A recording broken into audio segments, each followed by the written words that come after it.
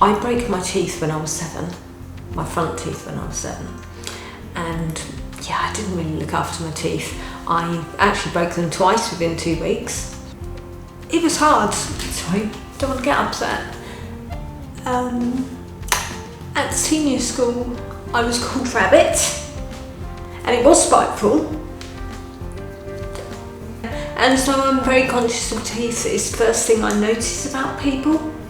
On my first visit to Confidental, I was actually really nervous.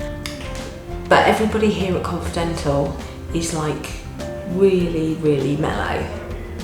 So they have a really nice greeting, they just make you feel welcome, they put you at ease from walking in the door to sitting in the chair and actually having some work done, and that really helps.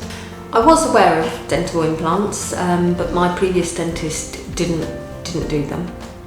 I was quite surprised the treatment was pain-free, and you know, I didn't have any swelling of my mouth.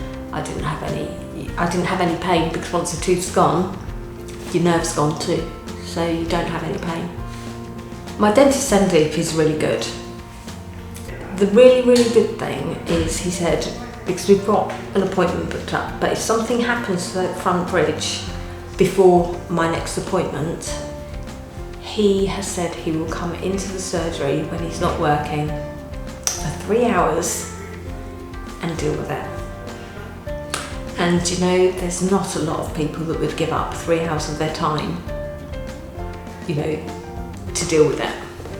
If you're thinking of making an appointment at Confidental, I would urge you to do it. If you're looking at implants or any major work, they do make me feel confident.